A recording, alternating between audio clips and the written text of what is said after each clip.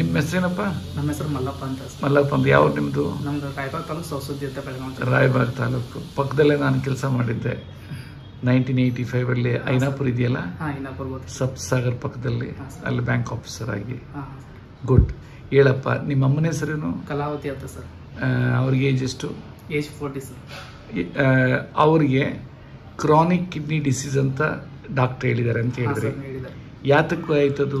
ಅದು ಏಕಾಏಕಿನ ಸರ್. ಒಟ್ಟೆ ಕಾಲು ಬಾವು ಬರೋದ್ರು ಮತ್ತೆ ಕಣ್ಣು ಬಾವು ಬರೋದ್ರು. ನಾವು ನಮ್ಮ ಮನ್ಯಾಗ ಡೈರೆಕ್ಟ್ ಹಾಸ್ಪಿಟಲ್ ಅಡ್ಮಿಟ್ ಮಾಡಿದ್ವಿ ಸರ್.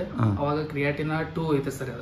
ಅದು ಕ್ರಿಯಾಟಿನ ಇನ್ನೊಂದು 2-3 ದಿವಸ ಭಾಳ ಆದ್ರೆ 2-3 ದಿವಸ ಬದುಕು ಉಳಿತ. ಅದಕ್ಕೆ ಎಲ್ಲಿಕಂದ್ರೆ ನೀವು ದೊಡ್ಡ ಹಾಸ್ಪಿಟಲ್ KL ಹೋಗ್ಬೇಕು, ಇಲ್ಲಿ ಸಿವಿಲ್ ಹಾಸ್ಪಿಟಲ್ ಹೋಗ್ಬೋದು ಅಂತಾರೆ.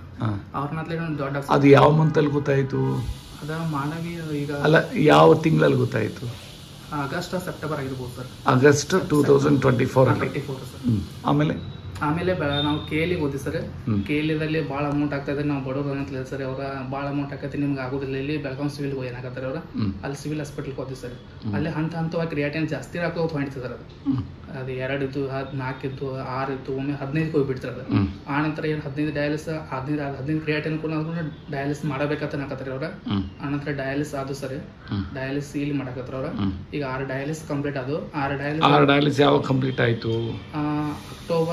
ನವೆಂಬರ್ದಾಗ ಕಂಪ್ಲೀಟ್ ಆಯ್ತು ಸರ್. ನವೆಂಬರ್ ಕಂಪ್ಲೀಟ್ ಆಯ್ತು.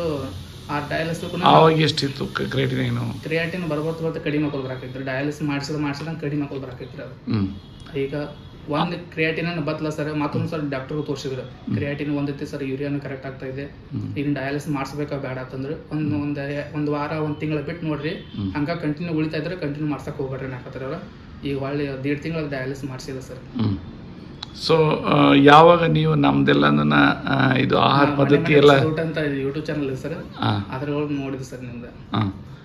ಅದು ಶುರು ಆದ್ಮೇಲೆ ಏನೇನು ಬಾಡಿ ಚೇಂಜ್ ಆಯ್ತು ನಿಮ್ಮ ಮನೆಗೆ?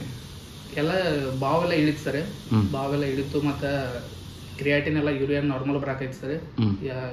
ಎಲ್ಲ ಚಲೋ ಆಯ್ತು ಸರ್. ಅಂದ್ರೆ ಅದು ಡಯಾಲಿಸಿಸ್ ಮುಂಚೆಗೆ ಕ್ರಿಯಾಟಿನ್ ಜಾಸ್ತಿ ಇತ್ತು, ನಮ್ಮದು ತಗೊಂಡ್ಮೇಲೆ ಡಯಾಲಿಸಿಸ್ ಎಲ್ಲ ಇದಾಯ್ತು.